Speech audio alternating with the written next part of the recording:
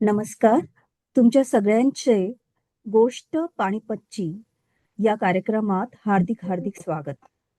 संक्रांती दिवशी मराठ्यांचा जो इतिहास पानिपतमध्ये घडला, त्याबद्दलची जी गोष्ट आहे ती सांगण्यासाठी आज आपल्याकडे आले आहेत मनोज दाणी. आणि कार्यक्रमाची सुरुवात करण्याआधी मी आपले BMMचे अध्यक्ष प्रसाद पानवलकर सर यांना विनंती करेल की नवीन येणाऱ्या उपक्रमांबद्दल पण तुम्ही थोडीशी माहिती द्यावी, जी इतिहास रिलेटेडच आहे. तर त्यामुळे प्रसाद सर तुम्ही सगळ्यांना जरा मार्गदर्शन करू शकाल का? नक्कीच. धन्यवाद पूनमताई आणि तुम्हा सगळ्यांना नवीन वर्षाच्या हार्दिक शुभेच्छा. उद्या संक्रांत आहे किंवा भारतात ऑलरेडी सुरू झालेली आहे, तर सगळ्यांना संक्रांतीच्या पण शुभेच्छा. पूनमताईंनी आता सांगितलं तसं मराठी शाळेकडून आम्ही एक नवीन उपक्रम घेऊन आलोय आणि कौतुकाची गोष्ट म्हणजे राहुल सरांचं मार्गदर्शन आहे सगळ्यांना. त्यांच्यातला प्रचंड उत्साह आम्हीच कमी पडतो आणि धन्यवाद राहुल. तुझ्यामुळे शाळा खूप मोठ्या लेवलला, वरच्या लेवलला गेलेली आहे आणि अशीच आपण भरारी घेत जाऊया. आत्ताचं गाणंही तेवढं छान होतं, छान वाटलं ऐकून ते गाणं. तर मागे आपण किल्ला स्पर्धा केली तेव्हा मी शिवाजी महाराजांबद्दल कुठला आपण उपक्रम केलाय ते सांगितलं. आत्ता पण मी सांगेन. आणि आज आपण खास पेशवाई बद्दल बोलायला जमलो इथे पानिपत. अ, आणि त्याच्यामुळे मी आज पेशवाई बद्दल जो काही कार्यक्रम आहे, उपक्रम सुरू केलाय ते सांगतो. तर मी 1 मिनिटासाठी स्क्रीन माझी शेअर करतो.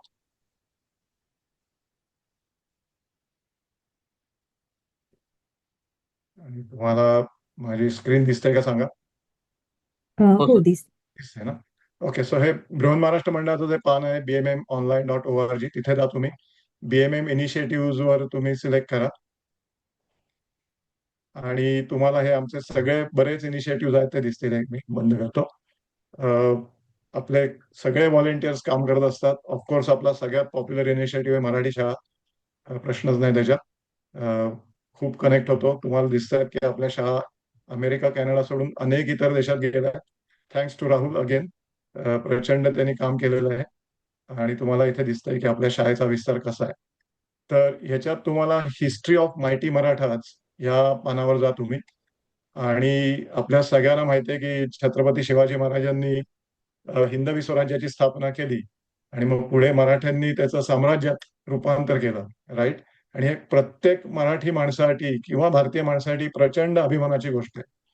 आणि हे जे आपल्याला वाटतं ते आपल्या इकडच्या मुलांना, अमेरिकेत वाढणाऱ्या मुलांनाही तेवढं वाटलं पाहिजे की त्यांचे रूट्स कुठून होते, ते कुठून आलेत. तर याच्यासाठी आम्ही हा केवळ परिश्रम घेऊन अभ्यासक्रम तयार केलेला आहे. तर पहिला एक शिवछत्रपती अभ्यास वर्ग, की जो मी मागच्या वेळा बोललो, तुम्हाला सगळ्यांना सांगितलं. अ, आणि तुम्हाला आठवत असेल की जुनं आपण चौथीत असताना ही पुस्तकात मधून ते अभ्यास केला होता. तर त्या पुस्तकातच आम्ही मल्टिपल चॉईस क्वेश्चन तयार केलेले आहेत. सो फॉर एक्झाम्पल, तुम्ही बघितलं तर अगदी सोपे प्रश्न आहेत आणि असे जो धडा होता त्याचे, अ, ह्या पुस्तकात 19 धडे आहेत. तर आम्ही सगळे ते केलेत. एक सॅम्पल एक्झाम पण आहे आणि मल्टिपल चॉईस क्वेश्चन आहेत. त्याचं इकडे आम्ही हे दिलेलं आहे, PDF आहे. तर ही तुम्ही बघा. तुम्हाला लहान मुलांना वाचता येईल असा फॉन्ट पण आम्ही मोठा केलेला आहे. तर तुम्हाला लहान मुलांना समजावून सांगा किंवा त्यांना वाचायला सांगा आणि तुम्हाला एक्झाम पण रजिस्टर करता येईल.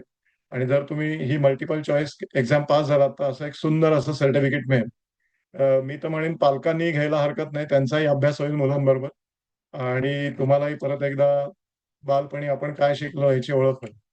हे झालं शिवाजी महाराजांचं. आणि जसं म्हटलं तसं मराठ्यांनी पेशवाईच्या काळात आपण अगदी अटकेपार गेलो, म्हणजे अटक ते कटक म्हणतात तसं सर्वदूर मराठी साम्राज्य पसरलेलं होतं. आणि त्याचं आपण हे 6वीच्या पुस्तकातून शिकलो.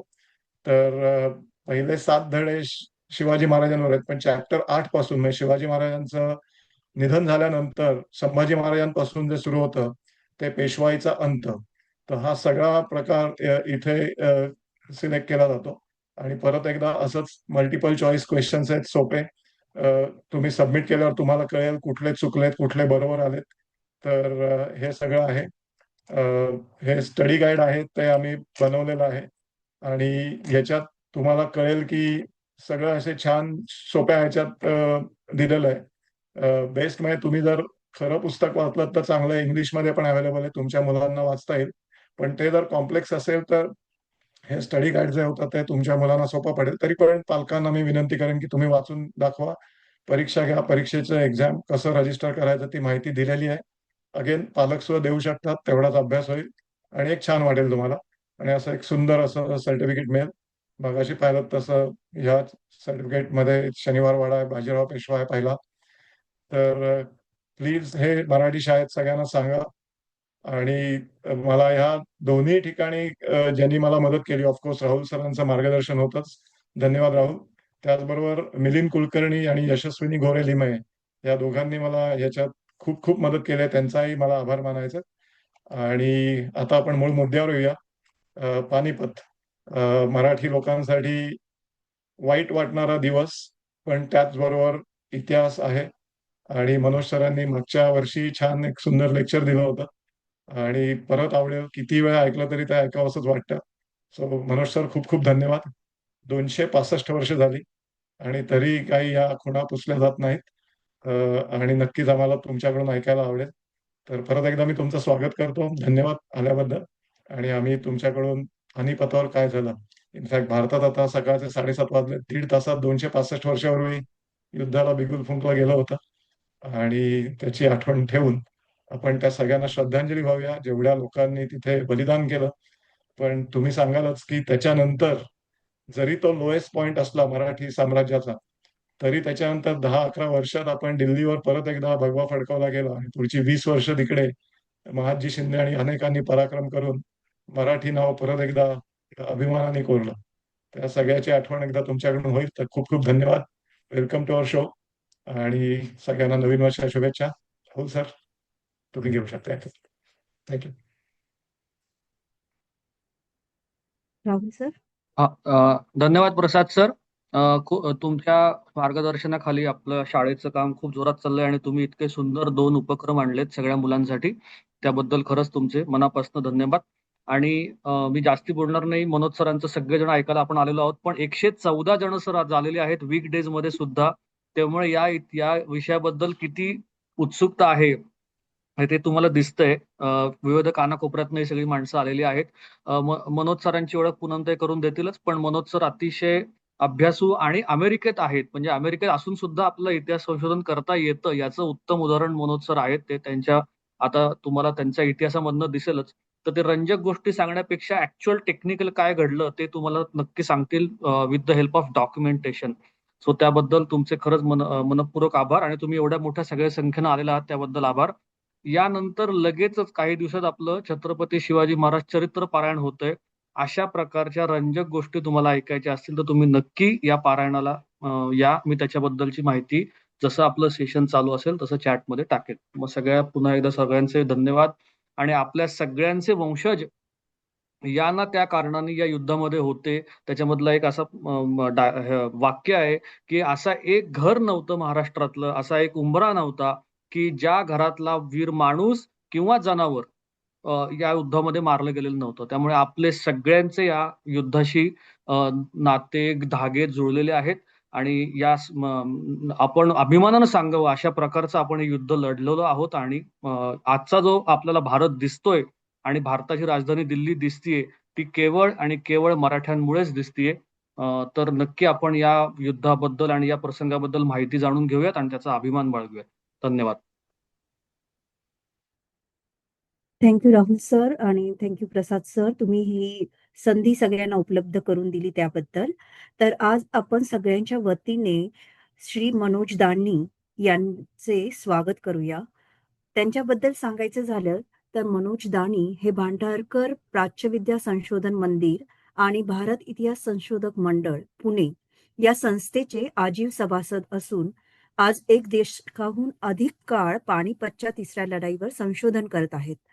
त्यांनी आजवर Bharat, England, America, Ireland, Japan, Russia, कतर, सौदी अरेबिया, पाकिस्तान या देशातील संग्रहालयातील हस्तलिखिते, चित्रे, कागदपत्रे आणि स्थानिक लोकांकडून माहिती मिळवून त्यातील नवीन इतिहास उजेडात आणला आहे.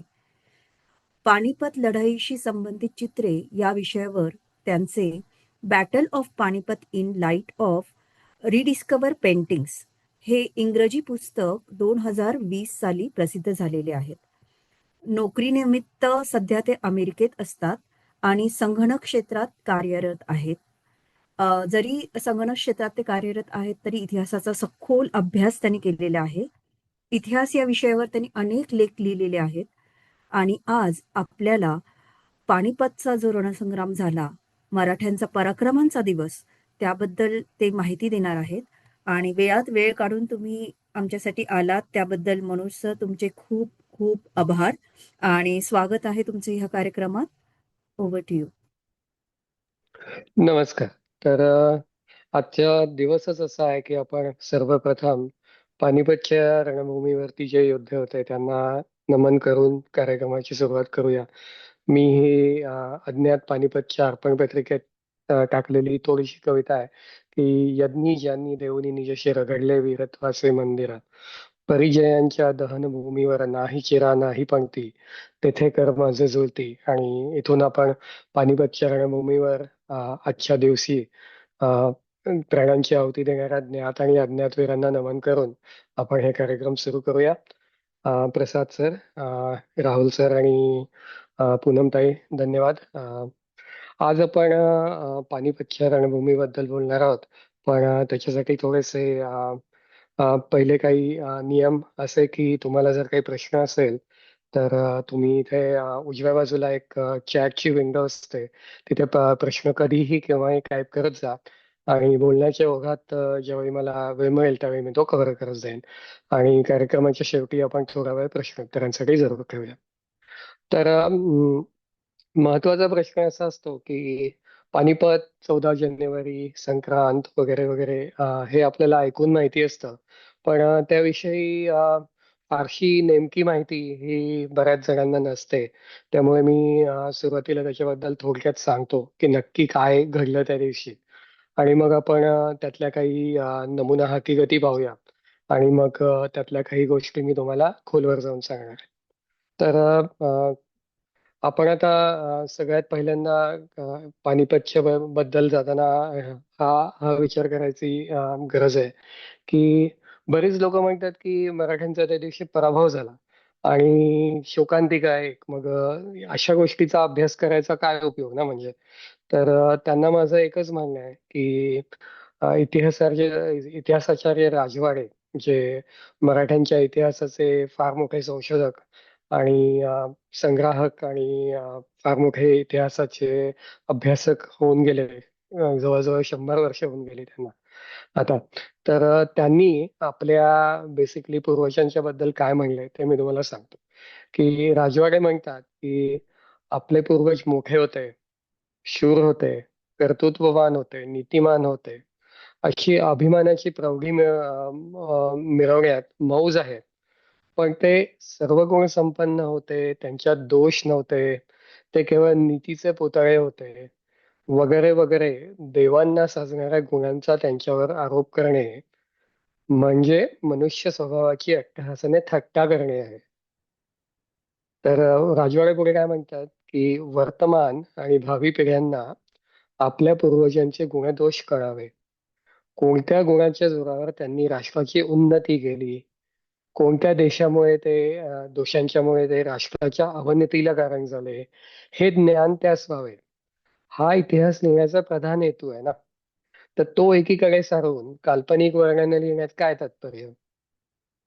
आणि वाचक काय म्हणतो की इतके नीतिमान, स्वामिनिष्ठ, अभिमानी पुरुष आपल्या भारत राष्ट्रात होऊन गेलेले असताना पानिपत सारखं संकट आलं किंवा पेशव्यांचं राज्य 1811 मध्ये संपलं, मग असं कसं झालं ना. तर या अर्थी आपल्या देशाची भवितव्यताच बली अशी, म्हणजे ते म्हणतात की आपलं नशीबच असं होतं. आणि ही जी दैववादाची विचारसरणी आहे ना, ती मोठी घातक आहे. कारण या विचारसरणीचा एकदा मनावरती पगडा बसला म्हणजे प्रयत्न करण्यात काय हशेल ना. जे काय आहे ते आपल्या नशिबात असेल ते होईल. म्हणजे प्रयत्न जे राष्ट्राच्या उन्नतीचा केवळ प्राण आहे ते तुम्ही करणं बंद करता आणि बेसिकली शनी महात्म्य, बुधवावन्नी, शिवलवलामृत वगैरे काल्पनिक दैववादी पुस्तकांचा आपल्याकडे काय कमी भरणं आहे का? त्यात अजून ऐतिहासिक काल्पनिक चरित्र वाचण्यात काय मुद्दा, असे राजवाडे लिहून गेलेले आहेत. तर मी म्हणेन की राजवाड्यांनी पानिपतचा अभ्यास का करायचा किंवा इतिहासाचा अभ्यास काय करायचा, हे जे जोरदार शब्दांमध्ये लिहून गेलेलं आहे ना, ते आजही लागू आहे असं मला वाटतं. कारण तुम्ही जर आज पाहिलं तर तुम्हाला सिनेमे, कादंबऱ्या किंवा गप्पा किंवा काल्पनिक गोष्टी याच्यामध्ये एक कल्पना नगरी उभी राहिलेली दिसते. आणि ती फक्त पानिपत बद्दलच नाही तर शिवाजी महाराज, संभाजी महाराज, जे काही ऐतिहासिक पुरुष होऊन गेलेत ना, त्यांच्याबद्दल एक त्यांना देव्हाऱ्यात बसवण्याचं काम आजकाल झालेलं आहे.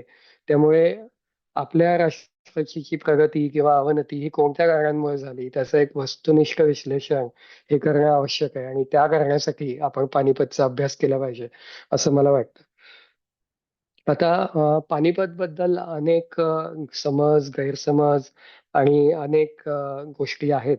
म्हणजे इथपासून की तिकडे मराठ्यांना जाण्याची काय गरज होती? पानिपतची लढाई पुण्यात कुठे झाली? किंवा मग कोणी लोक म्हणतात भाऊ कसला? भाऊच्या जागी मी असतो तर मारलाच असता अब्दालीला. असे अनेक गैरसमज, काल्पनिक गोष्टी या प्रचलित आहेत. तर त्यातले काही आज आपण गोष्टींच्याद्वारे नीट समजून घेऊया आणि प्रश्नांच्याद्वारे काही तुमचे काही प्रश्न असतील तर त्यात उत्तर देऊया. तर बेसिकली प्रसाद सरांनी म्हणलेलं आहे की अटक ते कटक, त्यात मी थोडासा बदल करेन आणि मी म्हणेन की पेशावर ते तंजावर ही जरा जास्त लांब बाउंड्री होते. तर पानिपत प्रकरणाची जर सुरुवात झाली ती झाली राघोबा दादांच्या स्वारीला आणि मराठे पेशावर पर्यंत पोहोचले होते याचा पुरावा आपल्याला एका अखबारांमध्ये मिळतो.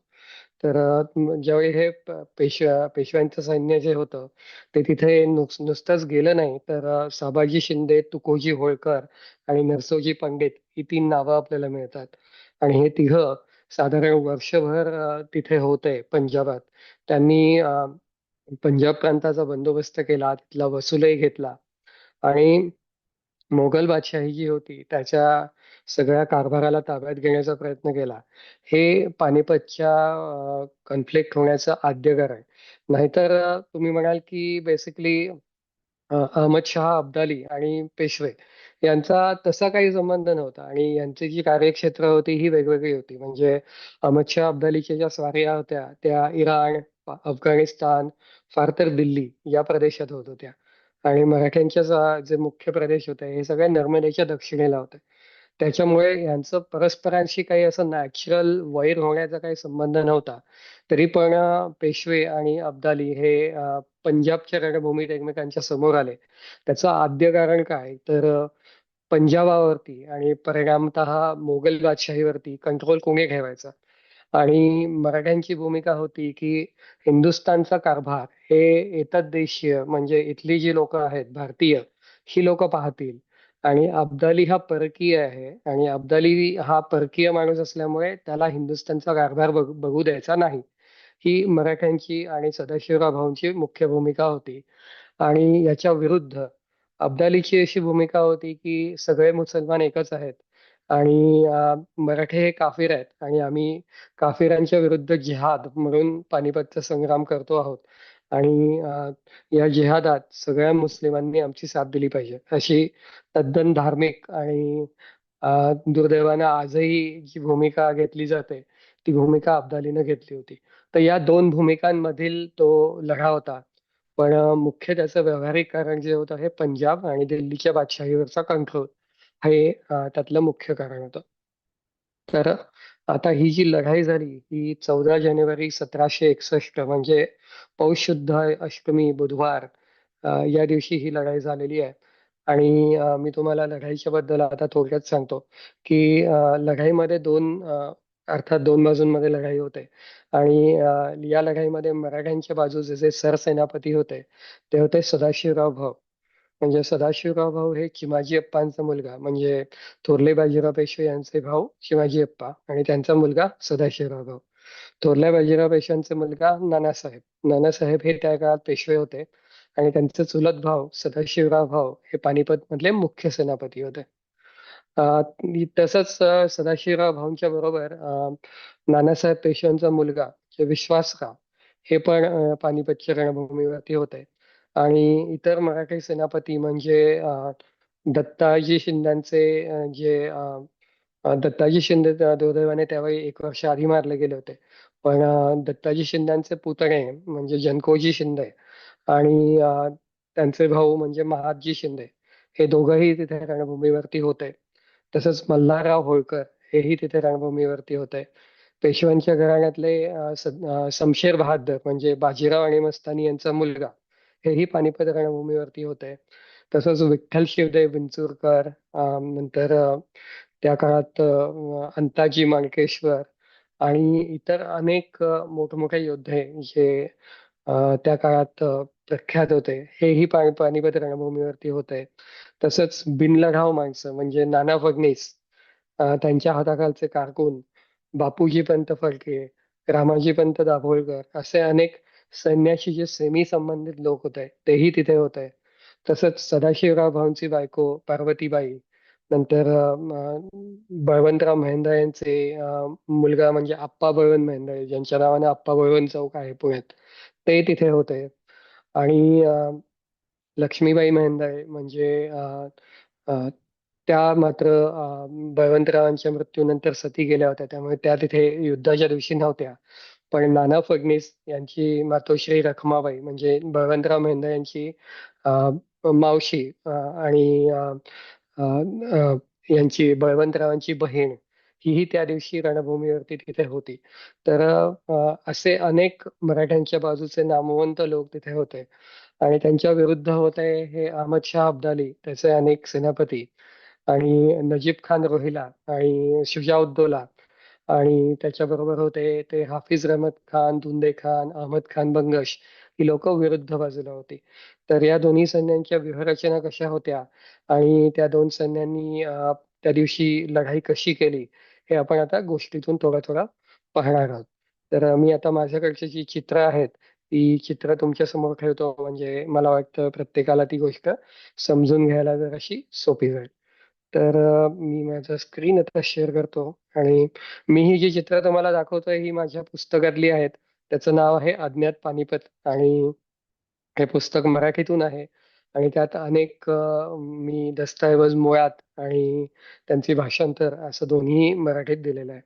तर मुळात हे पुस्तक जे आहे हे लिहिण्याची मला प्रेरणा अशी झाली की अ, आजकालच्या युगात म्हणजे इंटरनेटच्या युगात आपल्याला अनेक गोष्टी ऑनलाईन उपलब्ध झालेल्या आहेत. म्हणजे राजवाड्यांच्या काळात किंवा पगडींच्या काळात किंवा शेजवलकरांच्या काळात या गोष्टी तशा सहज उपलब्ध नव्हत्या. म्हणजे समजा तुम्ही म्हणलात की राजवाड्यांना जर लंडनला जाऊन हे कागद अभ्यासाची संधी मिळाली असती तर आपल्याला हे कागद आजपर्यंत आपल्या समोर उरलेच नसते ना.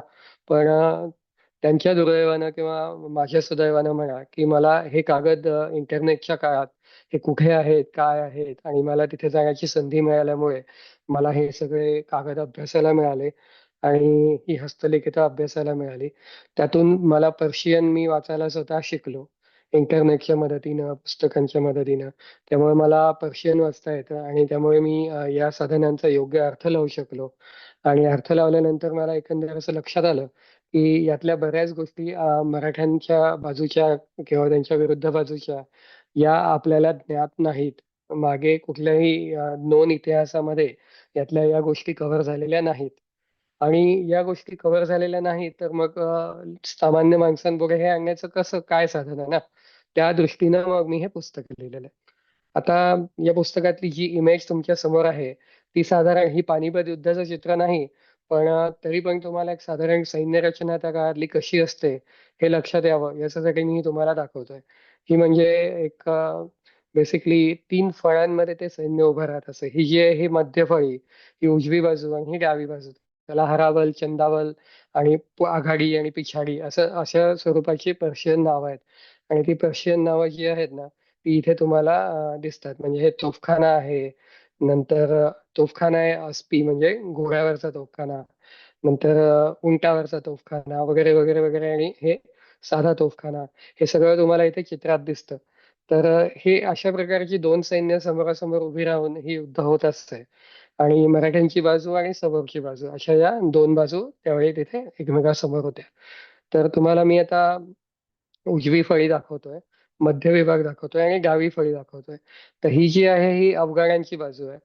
आणि तुम्ही यात नीट काळजीपूर्वक पाहाल तर तुम्हाला एक गोष्ट लक्षात येईल की कासा अब्दाली जो आहे हा मागे उभा आहे आणि त्याच्या आसपास हे जे आहे ही राखीव स्वर आहेत. म्हणजे आधुनिक भाषेत रिझर्व्ह फोर्स म्हणतात ना, तसं त्याने मागे ठेवलेलं आहे त्याचा रिझर्व्ह फोर्स राखीव.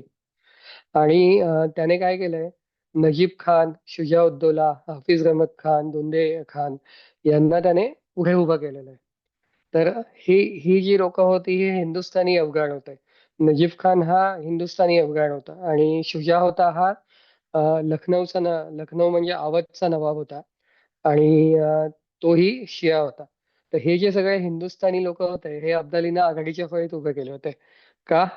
तर कॅनन फॉडर म्हणजे मराठ्यांनी हल्ला केला तर ही लोक पहिली मरून जावेत आणि आपलं जे राखीव सैन्य आहे ते व्यवस्थित अबाधित राहावं म्हणून अब्दालीनं ह्यांना मागे उभं केलं होतं.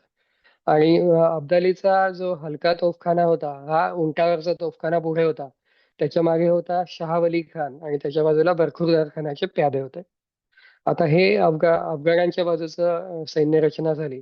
मराठ्यांच्या बाजूची काय होती ती आपण बघूया. तर मराठ्यांच्या बाजूच्या तीन फळ्या अशा होत्या की एका बाजूला इब्राहिम खान गारद्याचं पायदळ होतं आणि मध्य बाजूला हुजुरात भाऊ विश्वासराव शमशेरराव हादर इत्यादी होते आणि डाव्या बाजूला मल्हारराव होळकर आणि त्यांचे पेंढारे होते. तर अशी दोन सैन्य जी होती ती एकमेकांच्या समोर होती आणि अंताजी मांकेश्वर, दमाजी गायकवाड, विठ्ठल शिवदेव विंचुरकर हे उजव्या बाजूला इब्राहिम खानाच्या मागे उभे होते. आणि प्रसाद सरांनी म्हटल्याप्रमाणे ही युद्ध काही 9 वाजता सुरू झालेलं नव्हतं. ऍक्च्युली हे युद्ध आधीच सुरू झालं की सूर्योदयाच्या वेळी ही सैन्य जी आहेत इथे मराठ्यांची छावणी होती तिथून ती बाहेर आली आणि साधारण सकाळी 7-7:30ला युद्धाला तोंड लागलेलं होतं. पहिलं युद्धाला तोंड लावलं ते इब्राहिम खान गारद्याने आणि त्याने जो त्याचा हा तोफखाना होता तो समोरच्या बाजूला म्हणजे त्याने हा तोफखाना टाकला तो हाफिज रहमत, दुंदे खान आणि अहमद खान मंगेश यांच्यावरती आणि त्यानं त्याच्या तोफांनी बरीच हानी केली आणि त्याच्यानंतर जी त्याचे प्यादे होते हे पुढे सरले आणि त्या प्याद्यांनी या तिघांवरती हल्ला चढवला आणि तो हल्ला इतका भीषण होता की हे जे दोन हिरव्या तुकड्या इथे दाखवलेल्या आहेत या सगळ्या कोलॅप्स झाल्या आणि या मागे पळत सुटल्या.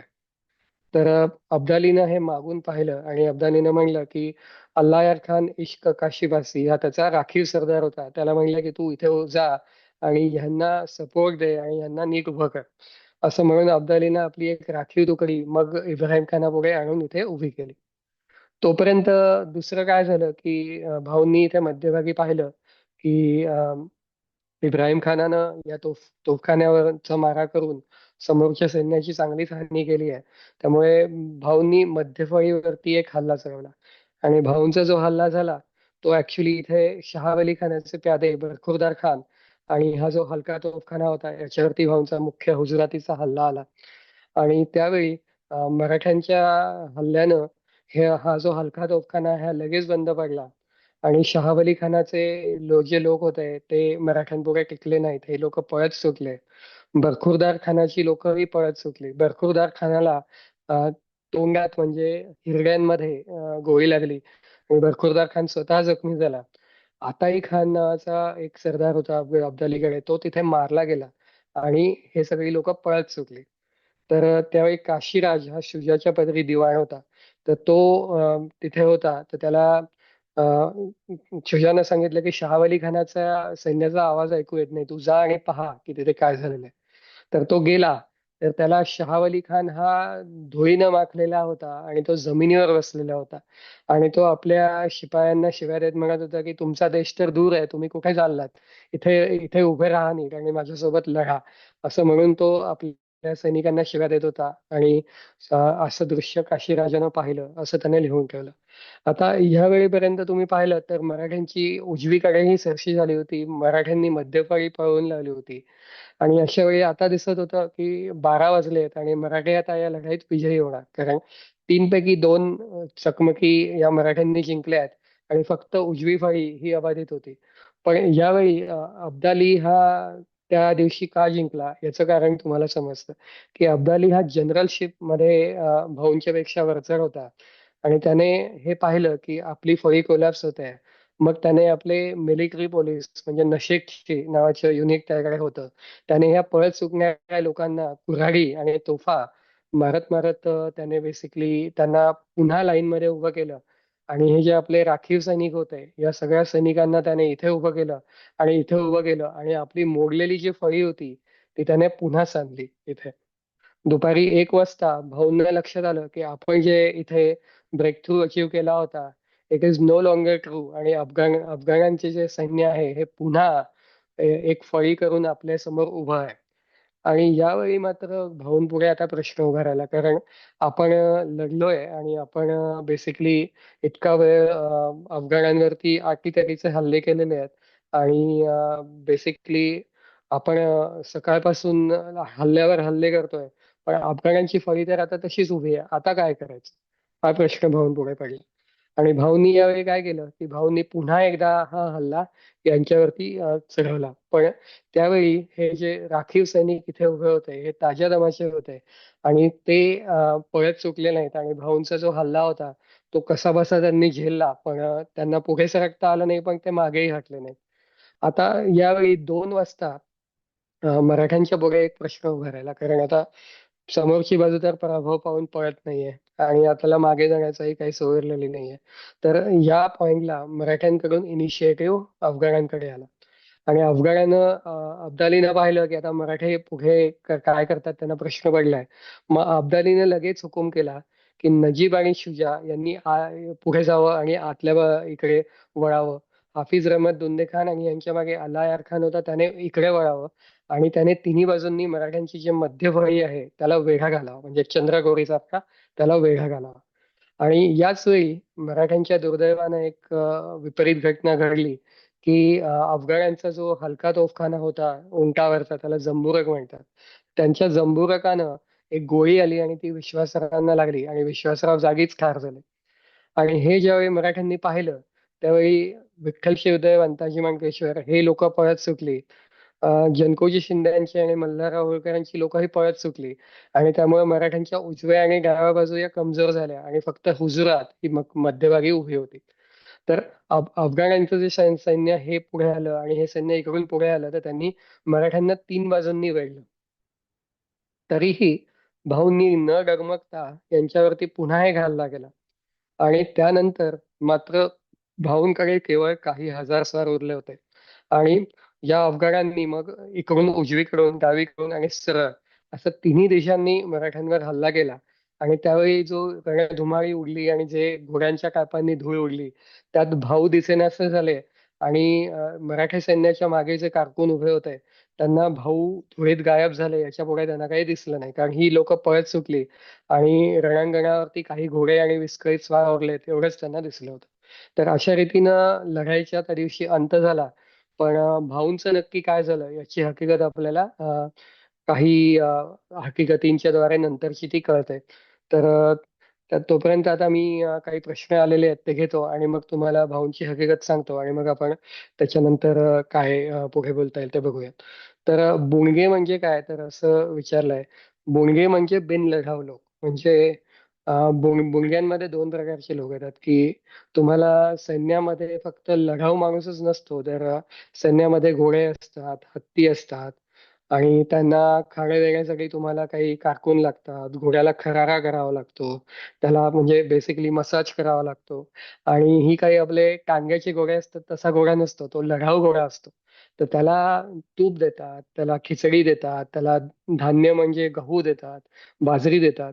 तर या सगळ्याचं जे कॅरी करायचं असतं ते कॅरी करायला तुम्हाला वाणी लागतात बंजारे लागतात. तर हे सगळं सप्लाय सिस्टीम असते त्याची बरोबर.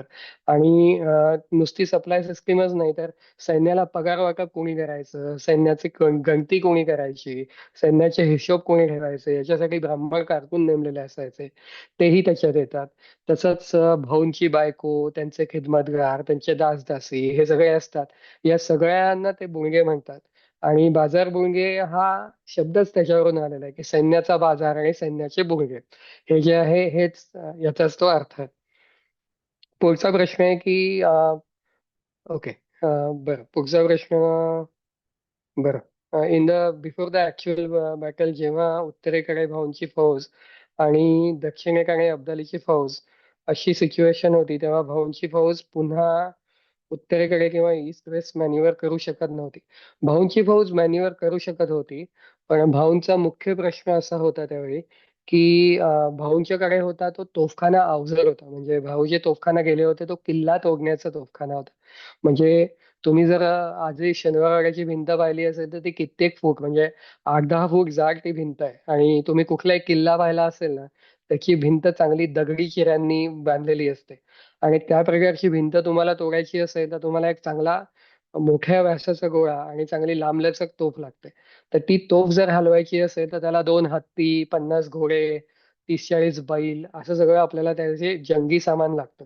तर हे जे सामान आहे ना हे जर हलवायचं असेल तर त्याची हालचाल ही मंद गतीने होणार. त्यामुळे भाऊंच्या पुढे क्वेश्चन असा होता की हा तोफखाना मला तर जलद गतीने हलवून अब्दालीला बायपास करून आपल्याला बाहेर पडणे शक्य नाही. म्हणजे आपल्याला तोफखाना अबेंडन करावा लागणार आणि आपल्याला दुसरी महत्वाची तुकडी म्हणजे इब्राहिम खानाचं पायदळ. तर घोडे ज्या रीतीनं पळत सुटू शकत होते त्या रीतीनं पायदळ पळणार नाही हे उघड आहे ना. त्यामुळे आता पायदळ समजा अब्दालीनं घोडदळ पाठवलं तर ते या पायदळाला गाठणार आणि त्या पायदळाची कत्तल होणार. म्हणजे आपण जो भारी तोफखाना आणि जे फ्रेंच पद्धतीने ट्रेन करणारं जे गार्द्यांचं पायदळ आणलेलं आहे ते आपल्याला मागे सोडून जावं लागणार ना.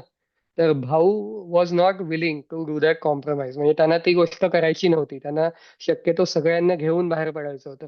म्हणून हा प्रश्न उभा राहिला. नाहीतर मग मल्हारराव होळकर शेवटच्या दिवशी सुद्धा त्यांना सल्ला देत होते की अं, उत्तम प्रकारे गाठ पडली तर झुंजत नसेल तर निघून जावं. म्हणजे बचेंगे तो और भी लढेंगे हे मराठ्यांचं होतच ना. आणि दुसरं कसं होतं की उत्तम प्रकारे गाठ पडली तर उत्तम, नाहीतर मग कुठल्या दुसऱ्या दिवशी गाठ घेऊया असं जे गनिमी काळाचं सांगणं होतं मल्हाररावांचं ते भाऊंना होतच. पण तसं जर करायचं असेल तर इब्राहिम खान आणि तोफखान्याचं काय ना. म्हणून भाऊंना दोन्ही बाजूंचा बॅलन्स असं करण्यासाठी ते बेसिकली करावं लागलं. आणि त्यामुळे अ, ते तो प्रश्न तिथे उभा राहिला. आता राघोबा दादा त्यावेळी काय इन्व्हॉल्ड नव्हते कारण राघोबा दादा ज्यावेळी पंजाबाच्या स्वारीला गेले होते त्यावेळी राघोबा दादांनी पैसे कमवून आणणं अपेक्षित होतं घरी.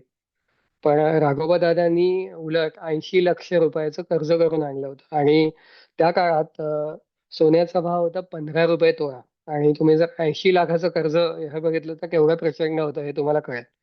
आणि ज्यावेळी या सैन्याचे हिशोब झाले त्यावेळी भाऊ हे पेशव्यांचे दिवाण होते म्हणजे कारभारी, हिशोबनीस वगैरे वगैरे होते.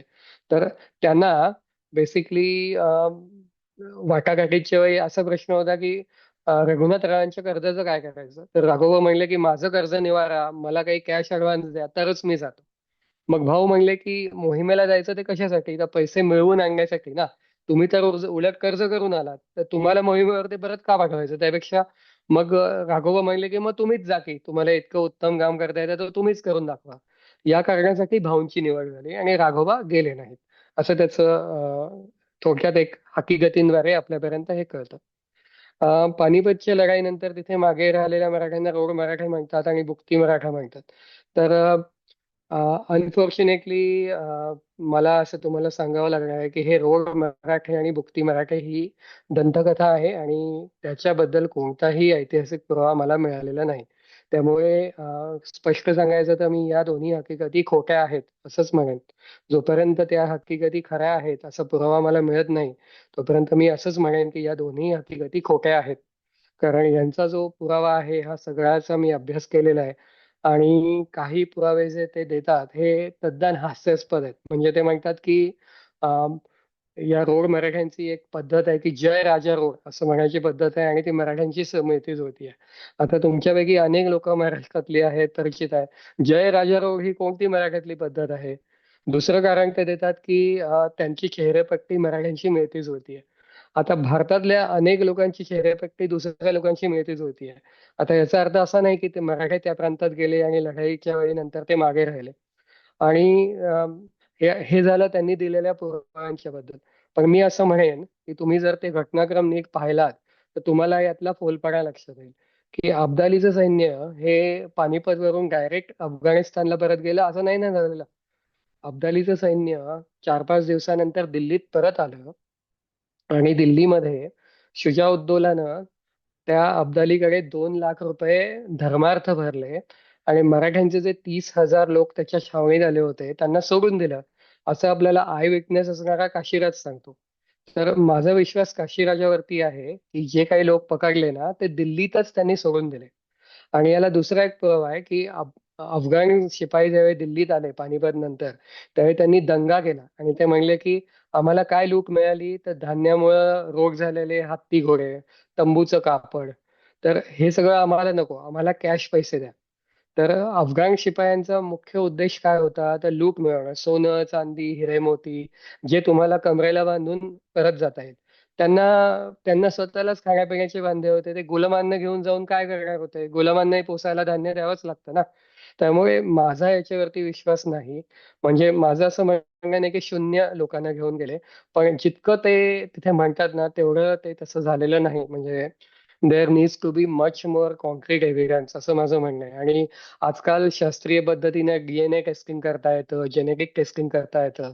त्या पद्धतीने त्याच्यावरती अभ्यास व्हावा आणि त्यातून जर आपल्याला कन्क्लुसिव्ह पुरावा मिळत असेल तर माझी तयारी आहे की त्या गोष्टीला सत्य मानण्याची. पण आतापर्यंत जो उपलब्ध पुरावा आहे त्या पुराव्यानुसार मला ही हकीकत खोटी आहे असंच म्हणावं लागतंय. आणि बुक्ती मराठे जे आहेत ना तिथे त्यांचेही पुरावे तसेच आहेत की तिथे काही बलुचिस्तानमध्ये काही लेणी आहेत. तर ती लेणी जी आहे ती पानिपतच्याही पेक्षा 500 वर्ष जुनी आहे. त्यामुळे तुम्ही तसं नाही म्हणू शकत की मराठे तिथे गेले आणि त्यांनी लेणी केली. त्यामुळे त्या सगळ्या पुराव्याला काही अर्थ नाही. आणि हा पुरावा जोपर्यंत मिळत नाही तोपर्यंत ही हकीकत मी खोटीच आहे असंच म्हणेन. तर आता प्रश्न पुढे येत आहेत तर ते येण्याआधी मी तुम्हाला भाऊंचं पुढे काय झालं हे सांगतो.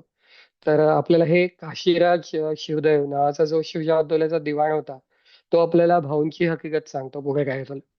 तर सदाशिवराव भाऊ ज्यावेळी ते दिसेनासे झाले त्याच्यानंतर दुसऱ्या दिवशी शुजाउद्दौलानं काय केलं तर शुजाउद्दौल्यानं आपल्या बरोबर काही 200 ते 300 भिस्ती घेतले. भिस्ती म्हणजे चांबड्याच्या एका पखालीमध्ये पाणी वाटणारे जी लोक असतात त्यांना भिस्ती म्हणतात.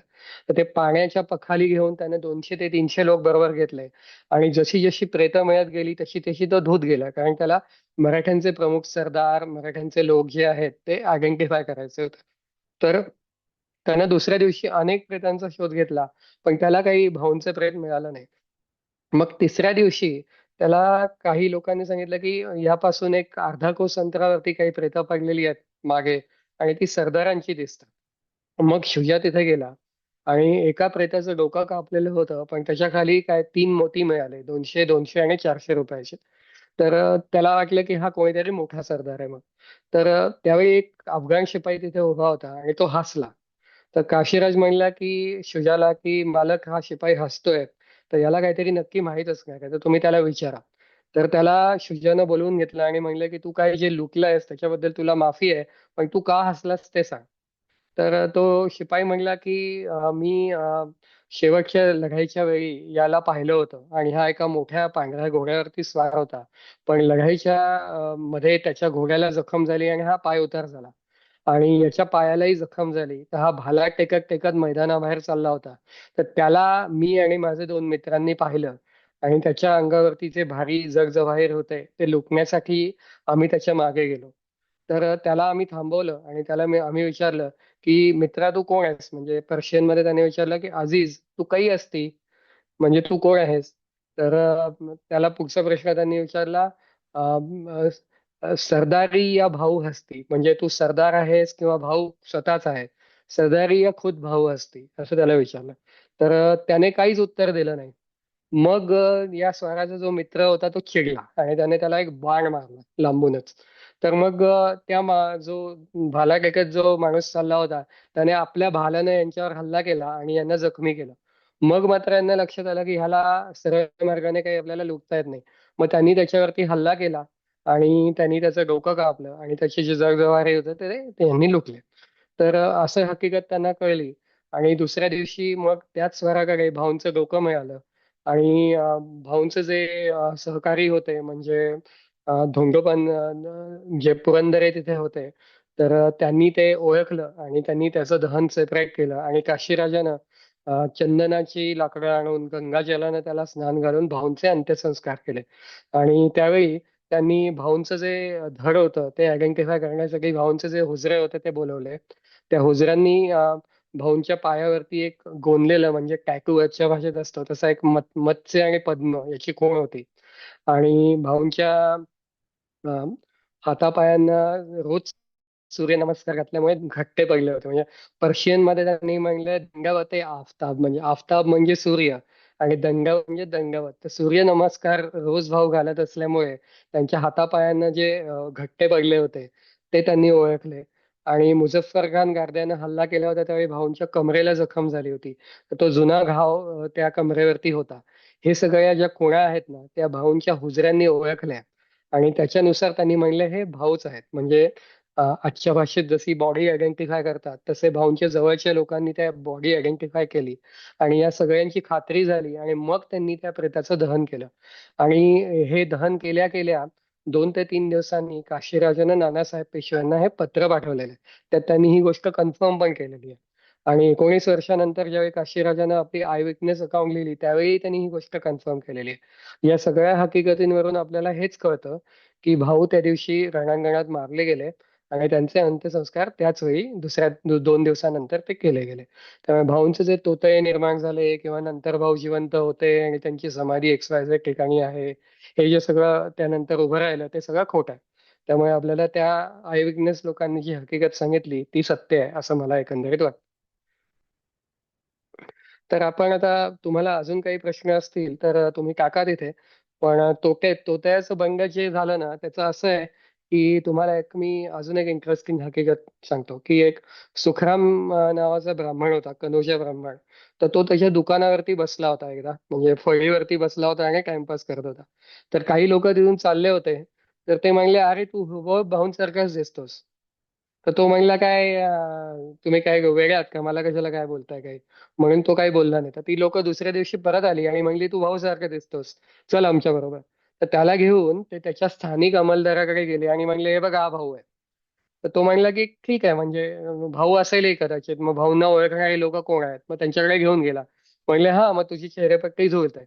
म्हणून त्यांनी त्याला म्हणले की तू भाऊच आहेस. मग त्याला त्यांनी काही पैसे दिले, त्याला पालखी दिली आणि असं करत करत त्याला बरंच सैन्य सामील झालं आणि तो पुढे पुढे येत गेला. असं ते तोत्याचं खूळ निर्माण झालं. तो शेवटी पुण्यापर्यंत आला ना. आणि मग पार्वतीबाईंना अशा होती की अरे भाऊ जिवंत आहेत, भाऊ येतील, म्हणून म्हणले नाही नाही याची तपासणी करा. मग माधवराव पेशव्यानं भाऊंना ओळखणाऱ्या लोकांना त्यांनी तिथे त्याची एक आजच्या भाषेत म्हणजे अमेरिकेतल्या लोकांना हे माहित असेल की ज्युरी बसते ना, तशी त्यांनी एक ज्युरी बसवली जे भाऊंना ओळखणाऱ्या लोकांची होती. आणि त्या लोकांनी त्या तोतयाची परीक्षा घेतली. म्हणजे त्याने म्हणलं की तुला हे येतं का, तुला मराठी बोलता येतं का, तुला संस्कृत येतं का, तुला काय येतं ते सांग. मग त्याने जी उत्तरं दिली त्याची एक जबानी त्याने दिली ती आपल्याकडे उपलब्ध आहे. तर त्यात त्यांनी फार मजेदार गोष्टी सांगितलेल्या आहेत की त्यांनी म्हणले की भाऊ हे कोकणस्थ ब्राह्मण होते, म्हणजे चित्पावन होते. त्यांना मराठी आणि संस्कृत हे उत्तम येत होतं. आणि आम्ही तुला ज्यावेळी विचारलं तर त्यावेळी तू कोकण हा शब्द कोकरू असं म्हणतोस. तर तुला आम्ही हे कसं मानू, राईट? आणि जरी तुझा वर्ण काळा पडला असेल, तुझी चेहऱ्यापट्टी बदलली असेल, तरी मराठी भाषा ही कोणी विसरत नाही ना, ती तुझी मातृभाषा आहे. तर ती तुला बोलता येत नाही हे कसं? तर अशा सगळ्या गोष्टींमुळे त्यांनी त्याला ती कारणं लिहून दिली आणि म्हणलं की आता तुला तुझ्या ब्रह्मचर्याची शपथ आहे, तू सांग खरं कोण आहेस. त्यावेळी त्या तोतयानं ही हकीकत सांगितली.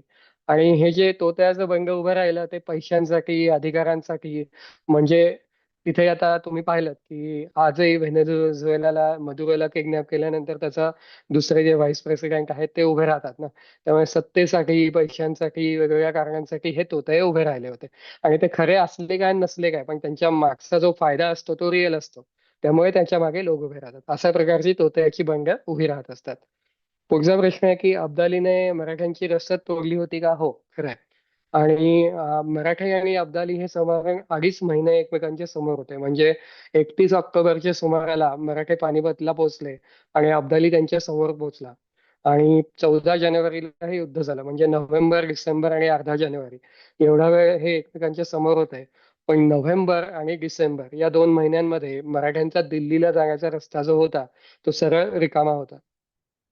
साधारण 30 ते 31 डिसेंबरच्या मध्ये पानिपतच्या बाजूला मोकळ्या रस्त्यावर नसलेला अब्दाली हा दिल्लीच्या रस्त्यावरती आला आणि त्यानं तो रस्ता ब्लॉक केला.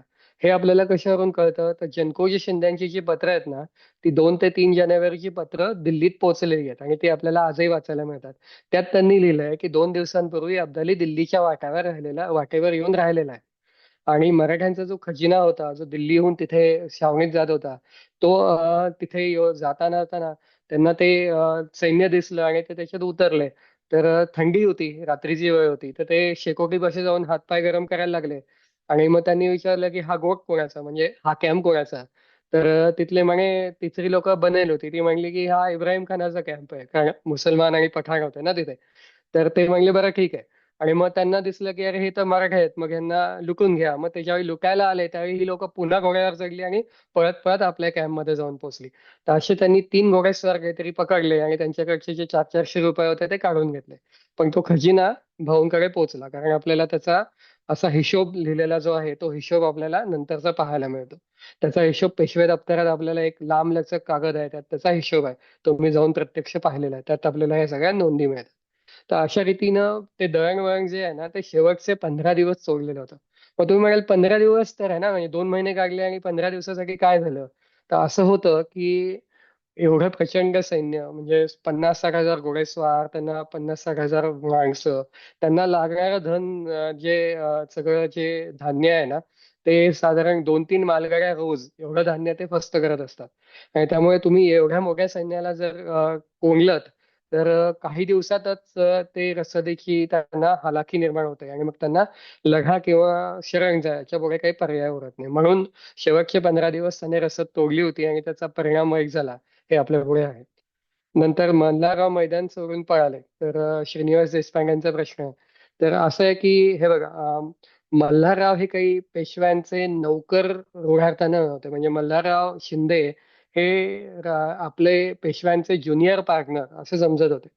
आणि त्यांना काय त्यांची भूमिका होती की त्यांना एक मुलूक नेमून दिलेला होता आणि त्यांनी अमुक तमुक सैन्य घेऊन पेशव्यांच्या मोहिमेत हजर राहावं, असं त्यांना बंधन होतं. पण त्यांना असं बंधन नव्हतं की ते, म्हणजे त्याला कॉन्ट्रास्ट म्हणजे हुजरात बघा, की ज्यांचे पगार हा पेशव्यांच्या तिजोरीतून येत होता.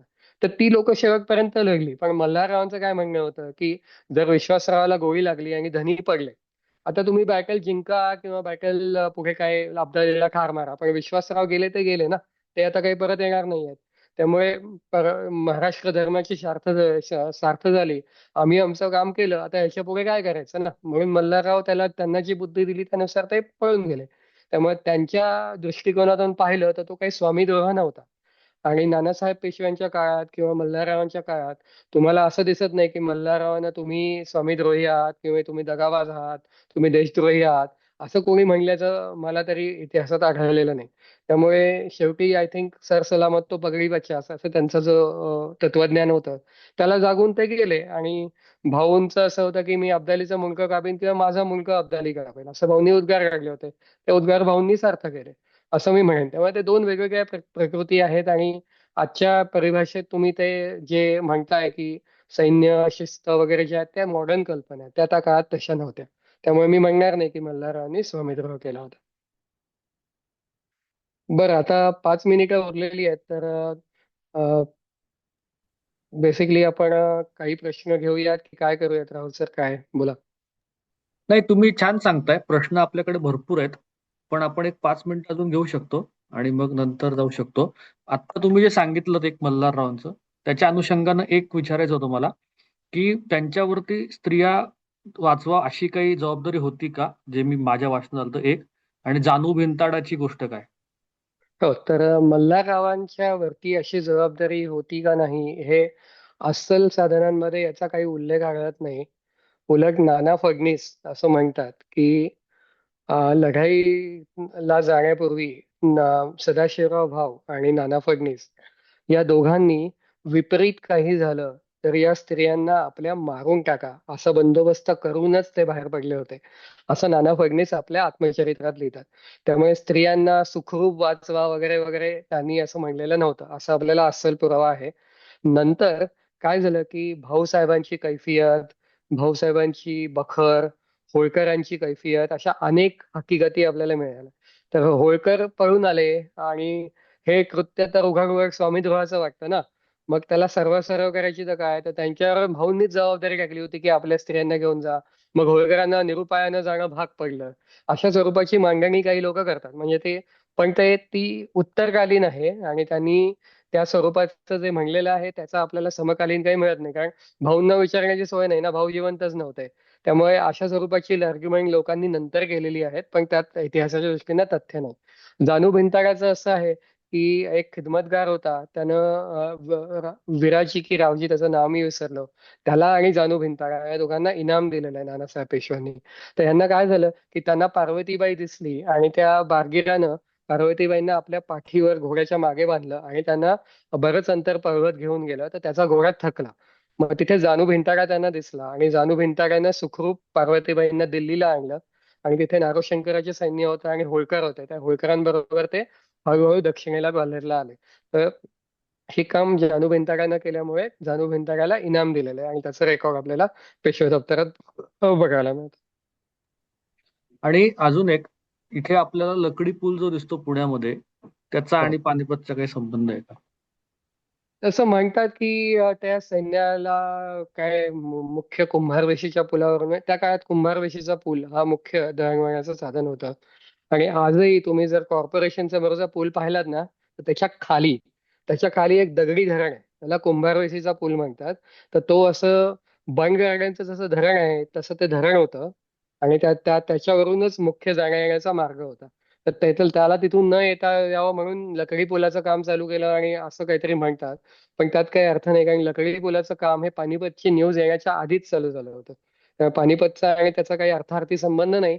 पण त्या काळात ते काम चालू होतं आणि त्या पुलाच्या कामावरती नानासाहेब पेशव्यांची स्वारी देखरेखीला जात होती, असा उल्लेख आपल्याला मिळतो. म्हणजे त्याचे समकालीन आहे एवढंच, त्याचा फक्त पानिपतशी डायरेक्ट काही संबंध नाही. आता एक शेवटचा एक प्रश्न आहे. हा एक एक घेतो मी. अ, पटकन विचारतो. मगाशी आपण बोललो असं की उत्तरेला मराठे, दक्षिणेला अब्दाली राहिला आणि दोघांनी एकमेकांच्या वाटा अडवल्या. तर अशी काही सिच्युएशन मराठ्यांना आधी लक्षात नाही का आली, की आपण जर म्हणजे तो यमुना क्रॉस करून आला म्हणून ही सगळी सिच्युएशन झाली, पण त्याच्या आधीच मराठ्यांना कोणी सावध केलं नाही का, की अरे हे तुम्ही डाऊन द लाईन मध्ये ग्रीडलॉक मध्ये याल आणि अडकाल. आणि इव्हेंच्युअली तेच झालं की ते त्यामुळे अडकले ना, म्हणजे त्यांची रसद मगाशी तुम्ही सांगितलं तशी तुटली गेली.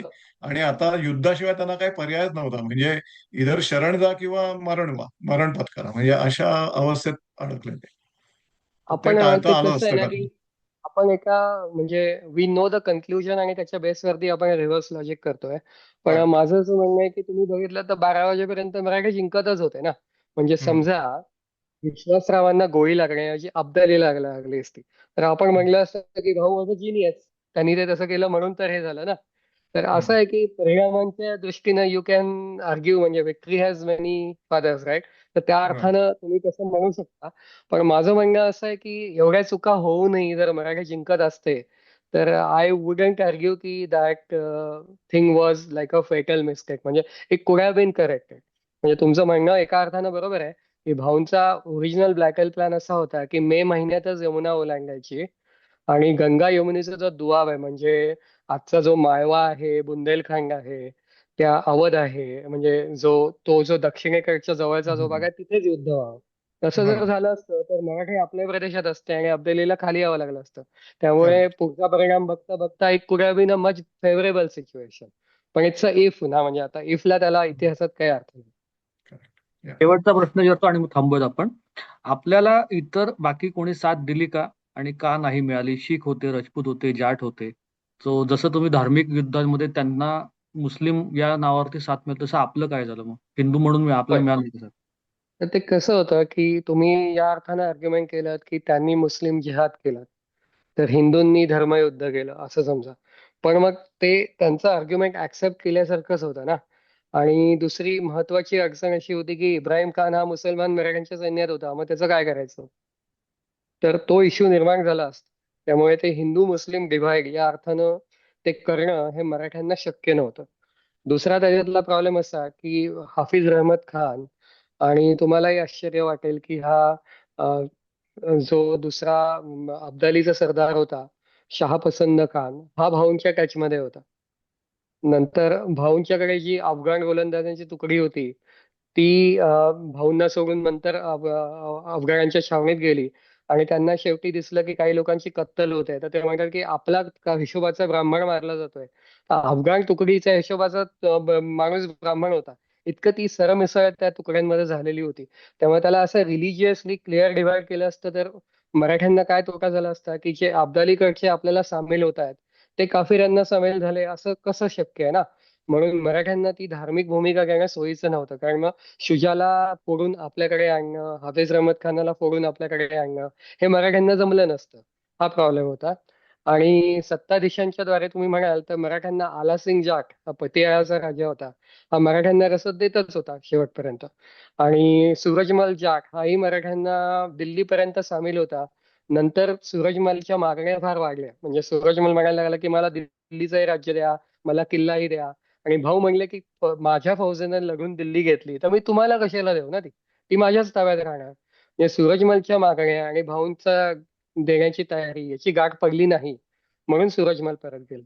नाहीतर सूरजमल, आला सिंग ही काही लोक मराठ्यांच्या सोबत होतीच, आणि जयपूरच्या राजांचे वकील हेही मराठ्यांच्या छावणीत होतेच. त्यामुळे मराठ्यांना मदत झाली नाही असं नाही, पण ती हव्या तेवढ्या प्रमाणात झाली नाही असं आपण म्हणू शकतो. आणि एक शेवटचा प्रश्न आहे की युद्ध संपल्यानंतर मराठ्यांनी सैन्य सोडून गेलं तर वाचलेलं सैन्य कुठे गेलं. तर याचं उत्तर आपल्याला इतिहासात मिळतं की उत्तरेला ग्वाल्हेरला किंवा चंबळच्या वरती मराठ्यांचं जे सैन्य पराभूत झालं होतं, यांनी सोडून दिलं होतं, ते तिथे जमा झालं पार्वतीबाईंबरोबर. आणि पत्रात आपल्याला उल्लेख मिळतो की पार्वतीबाईंसोबत 45,000 फौज आहे. आणि त्याच्यावरूनही तुम्ही अंदाज करू शकता की भाऊंजवळ जर 50 ते 60,000 लोक गेले असतील आणि 45,000 परत आले, 15-20 हजारांची कत्तल झाली, असा तुम्हाला ढोबळ हिशोब करता येतो ना.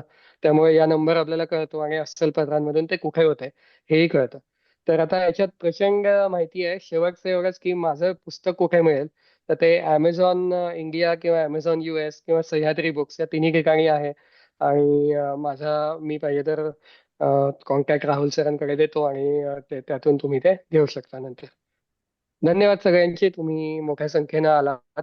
138 लोक इथे आहेत. तर तुम्ही साधारण 150 लोक होते म्हणजे सुरुवातीला. खूप हो. छान प्रतिसाद मिळाला मनोज सर यांना. आणि ऍक्च्युली तुम्ही जी माहिती सांगत होता ते ऐकत राहावीशी वाटत होती. बरीचशी माहिती आम्हाला माहितीही नव्हती, किंवा इतिहासाच्या पुस्तकात आम्ही वाचण्याचा कधी प्रयत्नही नाही केला. तुमच्यामुळे आम्हाला आज ती डायरेक्ट मिळाली.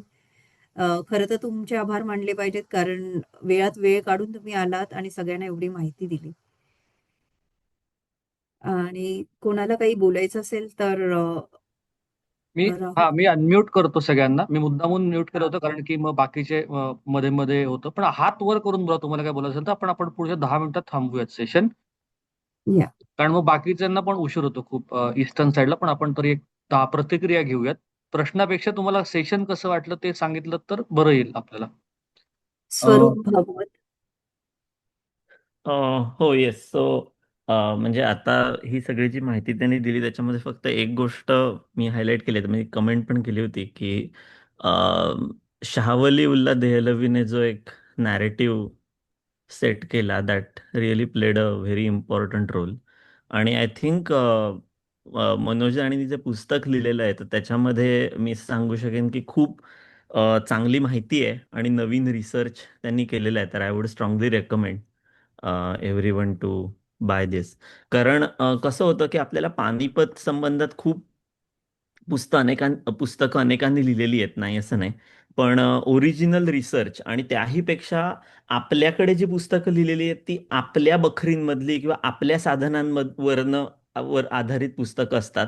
आपल्याला अब्दालीकडची साधनं किंवा आपले जे अपोनंट्स आहेत त्यांच्या साधनांकडचा आधार घेऊन लिहिलेली पुस्तकं फार कमी आहेत, कारण त्याच्यासाठी फारसी ग्रंथांचा आधार घ्यावा लागतो.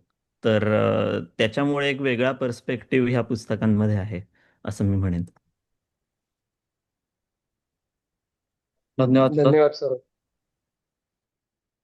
क्विक क्वेश्चन, 3 मोती कोण होते विसरलो मी आता. भाऊसाहेब विश्वासराव शमशेर बहादर हे 3 खासे पेशव्यांच्या घराण्यातले. आणि त्यानंतर इतर खुर्दा म्हणजे अनेक लोक होते की जनकोजी शिंदे आहेत, इब्राहिम खान घारी आहे. थँक्यू, फार छान. धन्यवाद. एक क्विकली असं म्हणतात की इतिहास नेहमी जिंकणारे लिहितात, राईट. आणि आपण ऑफकोर्स आपण पानिपत आपल्या साईडनी बघतो. तर तर जिंकणाऱ्याने लिहिलेला इतिहास आणि आपला मराठ्यांचा इतिहास ह्याच्यात किती तफावत येते. म्हणजे ऑफकोर्स त्यातला आपण एक थोडा एक्झॅगरेशन काढून टाकूया, जिंकणाऱ्या लोकांनी दिलेला असेल ते.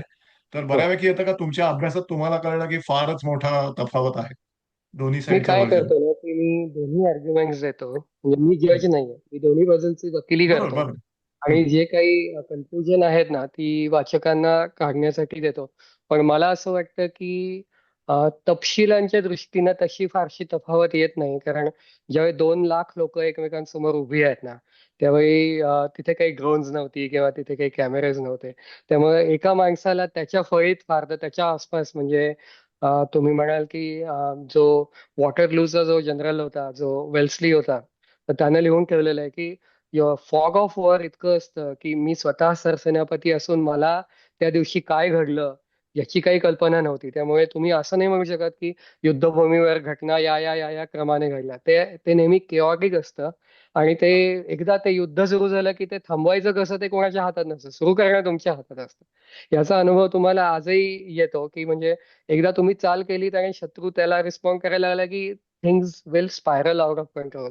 अशा पद्धतीनं ते होत असतं.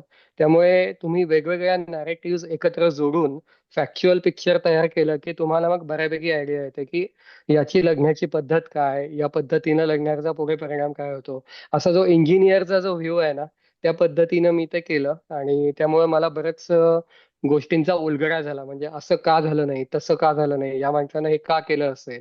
यामध्ये काय होतं की तुम्ही या लोकांच्या संगतीत इतकी वर्ष राहता ना, त्यामुळे तुम्हाला ती गोष्ट दिसायला लागते, ती माणसं तुमच्याशी बोलायला लागतात आणि तुम्हाला एक साधारण त्यावेळी कशी कल्पना घडली असेल, काय घडलं असेल याचे आडाखे मग तुम्हाला त्यातून बांधता येतात. पण आहे त्याच्यात फरक येतो आणि तो फरक बाजूला ठेवून त्याचा अभ्यास करणं हेच खरं महत्वाचा त्यातला भाग आहे. धन्यवाद. आपल्या बरोबर संजीव चौबळ सर आहेत. मनोज सर, संजीव चौबळनी खूप सुंदर पुस्तक लिहिलंय. नुकतंच आपण त्यांचं वाचन सुद्धा केलं होतं, गावाकडची अमेरिका म्हणून. तुम्हाला कधी वेळ मिळाला तर नक्की वाचा, वेगळं पुस्तक आहे. संजीव सर, तुम्हाला काही जरूर. बोलायचं? मला कॉमेंट आणि एक प्रश्न आहे. कॉमेंट म्हणजे अतिशय सुंदर तुम्ही विवेचन केलं. म्हणजे यातलं बरंचसं वाचलेलं होतं, पण तरी देखील तुमच्या तोंडून ऐकायला आणखीन मजा आली आणि तुम्ही खूपच डिटेल्स सांगितलेत. तुम्ही एक जो उल्लेख केलात की त्यांनी मुस्लिम जिहादचा त्यांनी उपयोग करून घेतला, त्याच्यामध्ये काही शिया आणि सुन्नी असं काही भेदभाव झाला नव्हता का? होता. शिया सुन्नी हा भेदभाव त्या काळातही होता आणि अब्दालीचे शिपाई जे सुन्नी होते ते शुजाला मुद्दाम त्रासही द्यायचे त्याच्या ह्याला. आणि तुम्ही पर्शियन जी मूळ वाचलं तर त्याला शिया तुकड्यांना तवाबीन म्हणजे पश्चाताप करणाऱ्या किंवा काफिर किंवा आमच्यापेक्षा कमी हे सगळे जे आहेत ना हे भेदभाव इस्लाम मध्येही होते. म्हणजे तुम्ही बरेलवी वेगळं म्हणला तर देवबंदी सेक्ट वेगळा, दाऊदी वेगळा, शिया वेगळा, या सगळ्यांचे आपापसात भांडणे आहेत आणि ते एक दुसऱ्यांना काफिरही समजतात. पण ज्यावेळी जिहादची वेळ येते त्यावेळी हे सगळं एकत्र असतात आणि ते काफिरांविरुद्ध लढतात, हेही तितकंच खरं. तर त्याच्यासाठी अब्दालीला ते जिहाद म्हणून सगळ्यांना एकत्र बांधणं हे आवश्यक झालं होतं आणि त्याने कसं बसं ते निभावून नेलं लढाईपर्यंत. आणि दिल्लीत ज्यावेळी अब्दाली पोहोचला त्यावेळी ती भांडणं इतकी झाली की शुजा-उद-दौला अब्दालीला न सांगताच सैन्यातून पळून गेला. ती भांडणं मराठ्यांच्या समोर न होता काही दिवस त्याने थोपवून धरली, पण नंतर ती भांडणं अशी उघड झाली. त्यामुळे ती भांडणं होतीच आणि भाऊसाहेबही त्याचा फायदा घेऊन प्रयत्न करत होते, पण दुर्दैवाने त्याला यश आलं नाही वेळेत.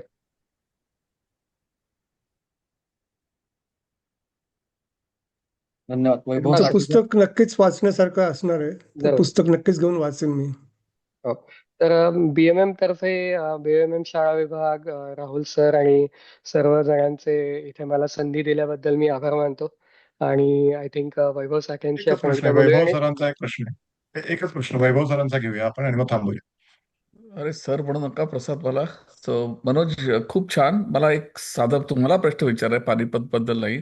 तुम्हाला कुठच्या वर्षापासून म्हणजे तुमच्या वयाच्या तुम्हाला पानिपत बद्दल इंटरेस्ट निर्माण झाला आणि तुम्ही किती वर्ष रिसर्च करताय?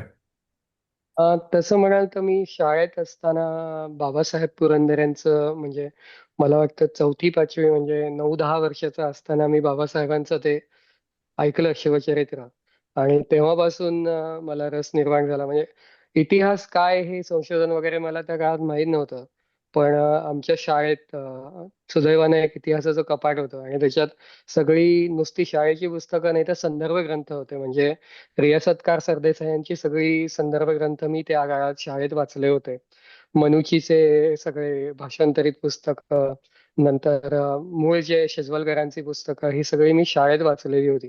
त्यामुळे त्याचा बेस माझ्याकडे पक्का होता. आणि सुदैवाने नोकरीच्या निमित्तानं मी ज्यावेळी वेगवेगळ्या परदेशी म्युझियम्समध्ये भेट द्यायचो, त्यावेळी मला लक्ष द्यायचं की अरे हा कागद इथे आहे, हा हा काय असावा, यात पर्शियन मध्ये काय लिहिलेलं आहे.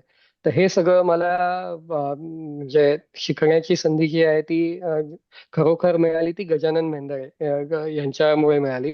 त्यांनी आपलं काम बाजूला ठेवून मला एका तासात जेवढी मदत केली असेल तेवढी कुणी अजून करू शकलं नाही. दुर्दैवानं या मागच्या वर्षी त्यांचं निधन झालं. पण एक फार मोठा इतिहास संशोधक म्हणजे राजवाडे, खरे यांची नावं आपण ऐकलेली आहेत.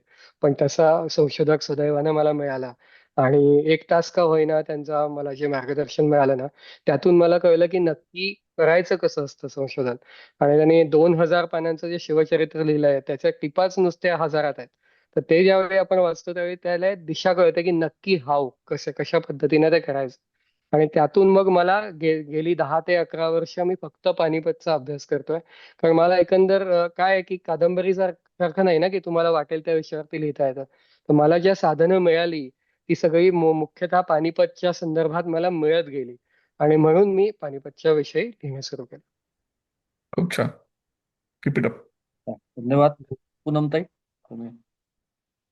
हा विषय इतका इंटरेस्टिंग आहे. म्हणजे कॅनडामध्ये मला वाटतं 10.15 झालेले आहेत, तरी पण सगळेजण पुढे काय आहे हे ऐकण्यासाठी आतुर आहेत आणि ऐकतोय आपण. पण वेळेअभावी आता आपल्याला थांबावं लागेल. मनोज सर, तुम्हाला आम्ही परत आमंत्रित करू, कारण ह्या गप्पा अशाच रंगत राहाव्यात आणि आम्हाला अशीच अजून छान छान माहिती मिळावी अशी इच्छा आहे. तर तुमचे खूप खूप आभार कार्यक्रमाला आल्याबद्दल, आणि सगळ्यांचे पण खूप आभार की त्यांनी इतका छान प्रतिसाद दिला. जवळजवळ 150 लोक होती आज आपला हा कार्यक्रमासाठी. आणि खरंच हा आपला मराठ्यांचा पराक्रम दिवस आज आपण खूप छान पद्धतीने साजरा करतोय. त्याबद्दल पण एक मनात असे अभिमान वाटतोय. आणि सगळ्यांचे खूप धन्यवाद. जय शिवराय. धन्यवाद. धन्यवाद. धन्यवाद. भेटूया. थँक्यू.